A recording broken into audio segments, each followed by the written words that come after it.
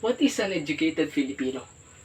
The educated Filipino should first be distinguished by the power to do. The Oriental excels the reflective thinking, he is a philosopher. The Occidental is a doer, he manages the things, men's and affairs. The Filipino of today needs more of this powerful to translate reflection into actions. I believe we are coming more and more to do the conviction that no Filipino has the right to be considered educated unless he is prepared and ready to take an active and useful participation in the work, life, and progress of our country as well in the progress of the world. The power to embrace the ability to produce enough to support oneself and to contribute the economic development of the Philippines.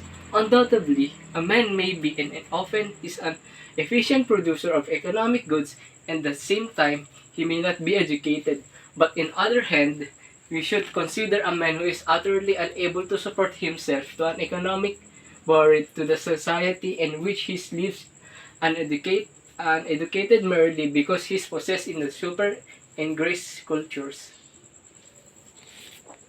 I hope no one will understand me as saying that only signs of negative efficiency is the ability to produce material goods for useful participation may take for the form of the valuable services rendered to society through such an institution as the home, the school, the church, and the government. The mother, for example, who takes good care of her children, prepares wholesome meals, and trains them in moral or right conduct at home, renders efficient service to the country, which the statements of the captain industry, I would not make the power to do the final and only test of educated Filipino, but I believe that in our present situation is fundamental and basal.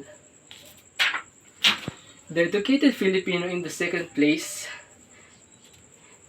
should be distinguished not only by his knowledge of the past and current events in the world progress, but more especially by his knowledge of his race, his people and his country, and his love of the truths and ideals to our people have learned to cherish our character, our culture, and our national history are the core of the national life and consequently of our educations.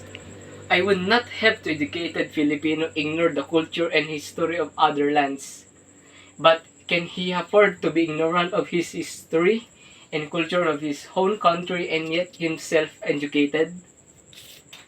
The educated Filipino in the third place has ingrained in his speech and conduct those elements that are everywhere and recognized as the accompaniments of culture and morality, so that possessing the capacity of self-entertainment study, he may not be the mercy of the pleasures of senses of burden to himself when alone.